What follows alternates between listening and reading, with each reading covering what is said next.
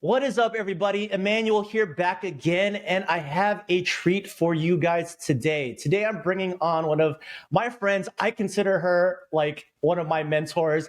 I love just listening to her just drop advice because she is such the thought leader, such the knowledge expert. Her name is Ilene Rosenthal. She is the CEO of a White Space Marketing Group. She is, and a lot of my videos, I always refer to like agencies and them really knowing what to do and really killing it. And she is the CEO of one of them. She helps businesses really between that 15 million to 30 million mark in revenue. She comes to the marketplace as what she coins the fractional CMO to really optimize and manage in-house marketing or outsource marketing teams, as well as really having this really awesome productized service called the Marketing Strategy Lab, which is really designed to help businesses under 5 million with no real marketing strategy and really give them a framework and a plan to really commit to before hiring any staff or an agency. And I should also add, she is also StoryBrand certified. One of the things that I love about her, because if there's one thing that I really preach, it's messaging, and she is a messaging expert. So Ilene, thank you so much for coming on today. I really, really appreciate it. That was a great intro. Can I just put you in my back pocket and take you with me wherever I go, Emmanuel? Because that was sweet and perfect, and I appreciate you. Oh, yes, yes. And I mean every single word of it. But all right, the topic of conversation, though, is something that I wanted to touch on. So I thankfully am part of your email marketing, and you dropped this knowledge bomb that I think would resonate so much with my demographic, with real estate agents, real estate teams, and small real estate brokerages.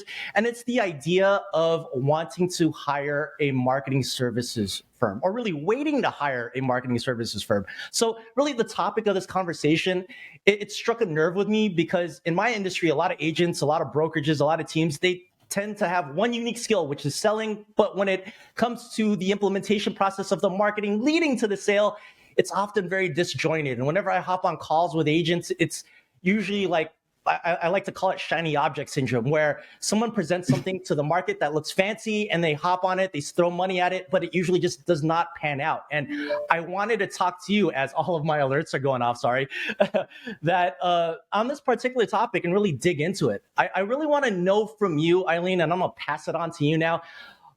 Let's start with this question. I want to know, when should you really be hiring an agency, and really what should you be doing yourself to lead into really positioning yourself to hire an agency?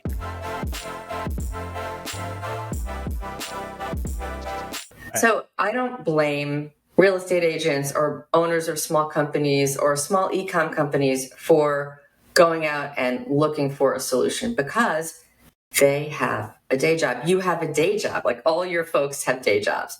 They have their own business to run, their own staff, their own day out in the field. Like, why do we expect them to know marketing?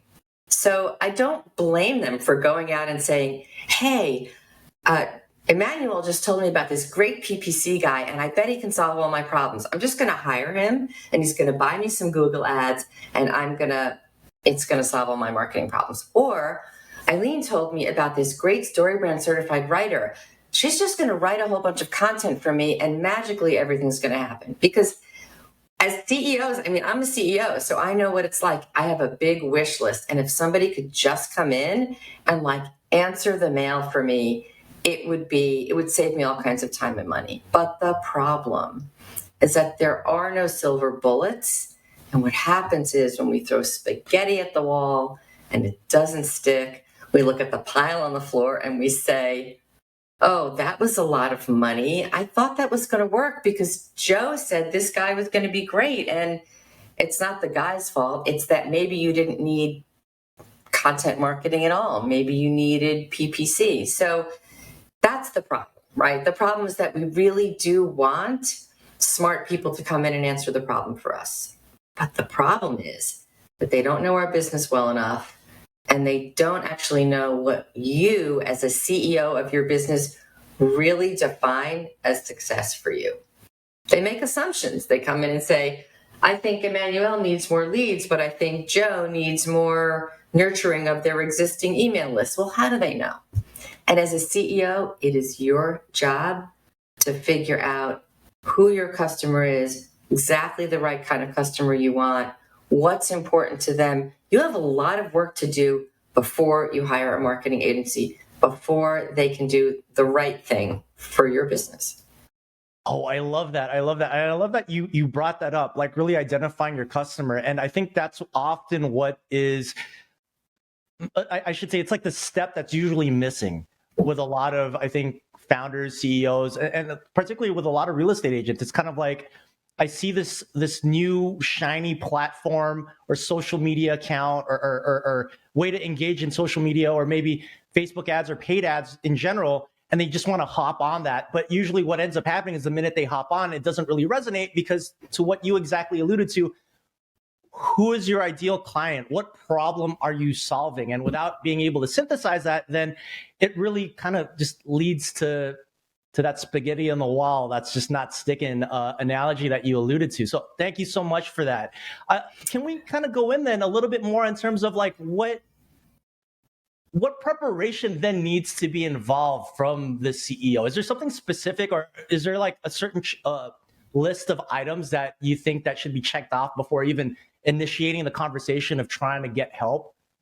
Yeah. Now, I bet a lot of people listening to this already know that I need to know my target audience. I need to know their pain points. I need to understand what is important to them. I need to know the language they use. I need to know what media vehicles they use every day, because what's the point of putting your stuff on media vehicles that they don't use or channels that they don't use? 100%. But the one piece, and I don't know if you've experienced this, Yeah. a lot of times the first question I get is, how much is that going to cost?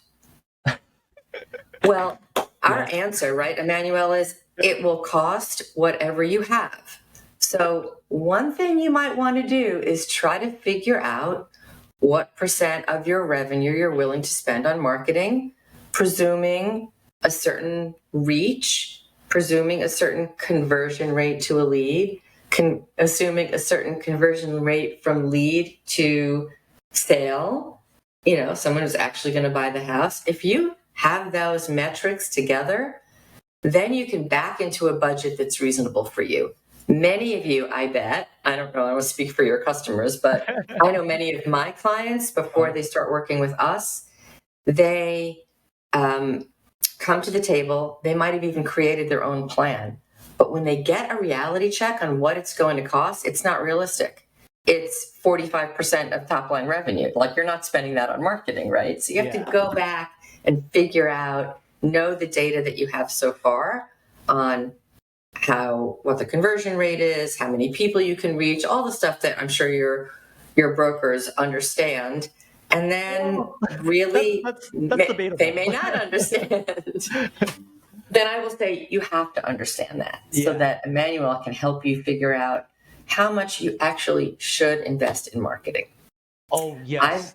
I mean, what is the point of, here's another one. A lot of companies want to spend their marketing dollars on a number of things. I want to target people who can afford $2 million homes, $1 million homes, and $250,000 homes. Well, if you only have $100, just to use silly numbers, if you only have $100 and that $100 has to do three things, it's not going to do as well as if that $100 was spent on doing one thing. So making some hard decisions, sacrificing, doing everything, what I call don't boil the ocean, pick the one thing for the next 6 months or 12 months that you think your marketing needs to do to earn its keep. Do that and do it well. That'll earn you revenue to go on and do the next thing. Oh my God.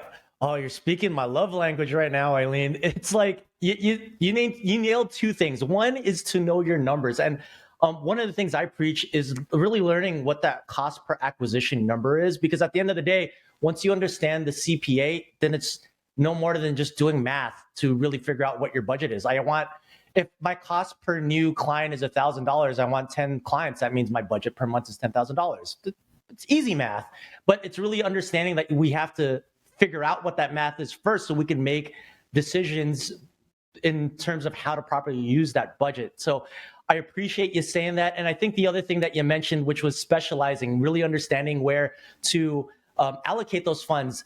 I know one of our mentors, Greg, alludes to the 5 1s by Clay Collins: one avatar, one solution, one conversion method, one traffic source, 1 year. And being able to sit, I guess more so, being able to be patient and hold on to the 5 1s and allocating the budget toward the 5 1s is really what I feel what is able to move the needle in terms of lead gen and customer acquisition more than anything.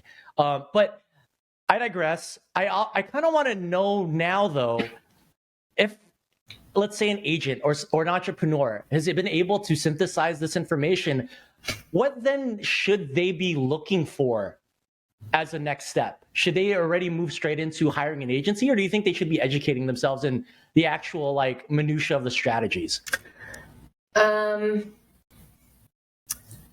Well, I certainly don't think anybody should rush in to hire an agency, because they're going to ask you, if you don't have a plan, if you haven't made some of the really hard decisions, they're hard. I mean, nobody wants to just do part of the job. We all want to do all the job, but we can't afford to do the whole job sometimes all at once. So if you haven't already made those decisions on how you're going to focus and how you're going to use the data and the numbers that you have to make the right plan for you, if you don't have that, I promise you they're going to sit across from you and they're going to ask you those questions. Now you're paying for somebody on a retainer basis to sit with you while you figure out what your budget is, and you figure out what channels your customers should be in, and you figure out what your cost per acquisition is. Now we've got 3 months of a retainer for an agency under your belt, and that's information that they aren't going to know for you. You are going to have to figure it out. So why not figure it out in advance, have your roadmap? Then guess what? You might not have to hire an all-purpose agency or a multi-channel agency. Maybe your plan says to you, all I want to do is hire this particular kind of service, as opposed to a full-service agency. I don't know, but sometimes, I mean, I just got finished counseling a company who came to the marketing strategy lab with all kinds of plans. And we just decided at the end, just do an email, just create an email campaign that's story brand written. Just do that on your 10,000 person list. That's 10,000 people. Yeah. Let's just get some deals and let's get the deals in the pipeline. And maybe at the end of the day, you'll have closed 2 deals, and that will fund, now we're going to spend money. So now we're going to go out and hire a PPC company. But you could be spending more money than you need to sooner than you have to. Oh, that is so sexy and so in point, because I think at the end of the day, at its core, like, work your list. Like the idea of bringing on a marketing agency and having them really start nurture. Well, for one, not having the proper foundational pieces set up is like you wasting 3 months of R&D and research with a company when essentially you're paying them for them to tell you to do it yourself. But 2, the idea of capturing cold business, I think what's often misunderstood is that most people do not understand the time it takes to nurture a completely cold lead or cold prospect versus someone that you already have in your sphere. If you already have a list, nurturing the people within the list is actually more effective and will turn on the faucet a lot quicker, as opposed to, someone that's completely cold and you're kind of starting from scratch to really build that relationship, right? Yeah, and I don't know your space very well. I don't work with real estate professionals, but I'm going to guess that they have a good idea of how long, like when someone's in a buying cycle. Like they're in, they're out. They're in for X amount of time and then they're out. So you kind of know the window that you need to have to nurture before you need to go out. You can look at your lists and figure out how many people have moved through the pipeline, and when you need to spend. Because that's another thing that, how much, in what way, right? And when. Like, Do you need to spend, right? Do you need to do that now? Or can you do that later when the pipeline is at a different place? Does that make sense to you? No, it makes 110% it makes complete sense to me. But I think if you don't mind, can you elaborate on that a little bit more? Because there's this idea for a lot of realtors where you throw out one marketing message and that's going to be the marketing message for your top of funnel, middle of funnel, bottom of funnel. It's like the same thing. And I should even add also to the existing customers. It's the exact same message across the board, but that's not effective. So do you mind kind of speaking on the whole approach of understanding like you need a different message for the different type of prospect or client you're dealing with and where they are in the cycle? Yeah, that's so interesting. So I'll give you the good news first. What I found is that if I pick a part of the funnel, right? If I pick, I need to talk to brand new people, and I create a piece of content like an email campaign for those people, I can use that again. Assuming it worked well and you have the numbers that say, this many people opened and clicked through and signed up or whatever, as long as you have that data, if you're satisfied with the results, you almost never, not never, but for a while, you don't have to create anything else for the top of the funnel. So for me, I'm always advising my clients to pick a part of the buyer journey, where they are in their journey to buy or sell a house, and do that well. Because then you've created a piece of almost evergreen content or marketing that you can use next year. When you need to reach more people at the top of the funnel, you just throw that baby in there and get it going, and it's great. But the same thing applies to the middle of the funnel. So the middle of the funnel may have people in it that have a shorter time frame. I'm guessing in the real estate space, like absolutely everyone's looking for a house, right? Everyone's looking for a house. Then the serious buyers are actually looking for a house and in the process of choosing a realtor. I'm making this up. That's a different story. That messaging is not going to be about breadth or experience. It's going to be about you and the problems you have when you're closer to actually making a decision on a realtor or deciding to buy or sell a house. So that message is going to be totally different. And you can use that message over and over again also when those people from the top of the funnel move to the middle of the funnel. Now you've got content that works, or messaging, I should say, that works. And then the stuff that happens at the bottom is probably entirely different in terms of even the channels that might not even be digital. I don't know. But, I think getting it right at one part of the buyer journey is super important because that fills your pipeline. Oh, exactly. I think, and to what you alluded to, like the top of funnel, getting that message right, because if you're able to get the top of the funnel message right and you're tracking the numbers, you see that like your conversion rate at the top of the funnel is where it's supposed to be, then you can just, I hate to say it, but set it and forget it, so to speak, and then move to the next section and keep tinkering and tinkering and tinkering so you get the right message that resonates the right way, then set that and forget it. As soon as the numbers say like you're good to go and we're ready to move into the next chart, and then the next part and the next part, and then from there you've built this solid funnel with messaging that has been battle tested, and you can kind of just let that run. And I mean, have it run while you're sleeping, have it run while you're on vacation, do all that other fun stuff that digital marketing is supposed to do if done correctly, I suppose, right? Yeah. And I guess the other thing you can learn by having, like, whether it's email or multiple kinds of messages out there for the same part of the buyer journey. So top of the funnel, let's just make it easy. Let's say it's 6 emails. Yeah. Each of those emails has a different subject line, has a different message element to it. It might be about objections. It might be about the promise that you provide for them. It might be about, money or interest rates, who knows?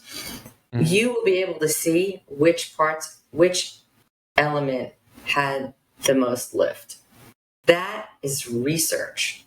Now you know that, these the 6 emails, the most people who opened them were email 2 and 4.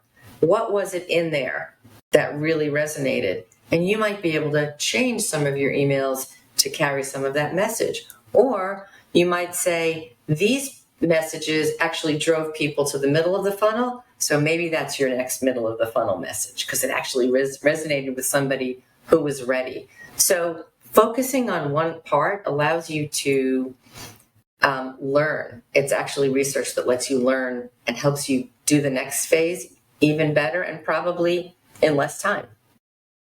Oh, I love that. I love that. I love that. It's really understanding that and being able to look at the data and actually take knowledge away from the data that's been provided you based off of existing repetitions of the existing campaign. I love it.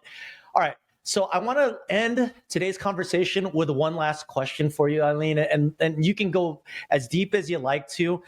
By the way, you are a trusted resource and advisor to me. I would love to have you back in the future if you don't mind, and we can go deep on something else because I believe your brain and your expertise. So there's just so much I want to pick at, and I only get such a limited time with you today. But I want to ask you this question. I want to ask you, when then is the right time to hire an agency? Like at its core, is there a KPI? Is there a specific revenue amount that you need to have stockpiled in your war chest that would dictate, hey, now it's time to step into this position of looking for an agency? Like what is it that you typically look for, I guess, in retrospect, when you're talking to a client and they're interested in hiring you? What would, obviously, beside them being the perfect 5-star prospect, like what should they be preparing for so that you can properly take the baton and run? So I'm going to be difficult and start with here's the perfect time when you should absolutely not hire a marketing agency. Okay. When you are feeling desperate, when you've hit a wall, when you're worried about what's happening with my business, what's happening with my pipeline, and you're feeling panic, it's the worst time. You will spend a lot of money. You'll spend money listening to people ask you the same questions that Emmanuel is asking me today, that he's asking you to think about. Yeah. And you'll probably spend more than you should on the same kind of service because you are wishing, fingers crossed, that this silver bullet will be the answer. So feelings, sense of urgency, desperation, warning sign. Take a deep breath. So I think if you take some time and look back historically on your business, maybe you don't have some of the sophisticated things in place that Emmanuel has in place, like CPA, cost per acquisition. So you might not have that, but you might be able to actually gather it.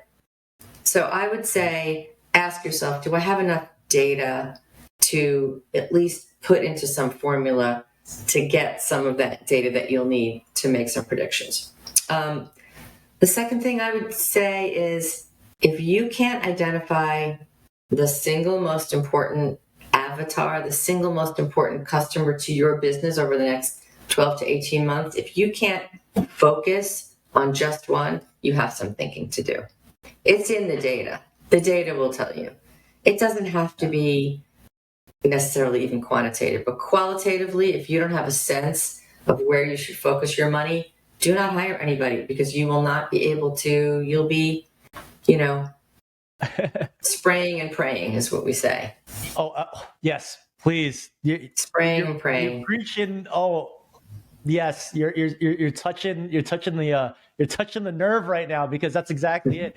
Without a clear understanding of your numbers to the avatar, I think.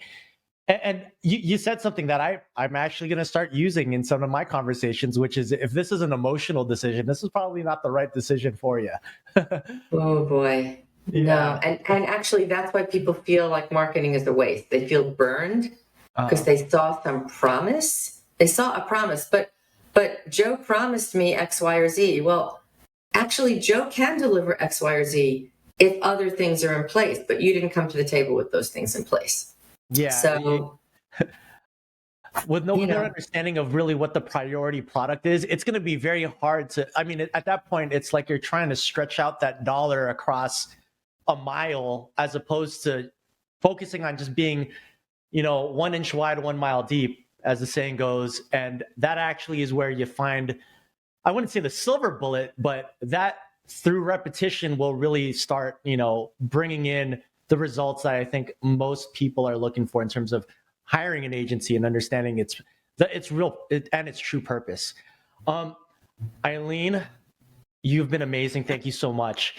All right, I got to end with this. Where can the people find you if they have questions, if they want to continue the conversation? Let everybody know the website links, whatever it may be, to reach out and get a hold of you. That is very nice of you, Emmanuel, and unnecessary. But here goes the world's longest URL: whitespacemarketinggroup.com. You'll find me there, or Ilene Rosenthal on LinkedIn.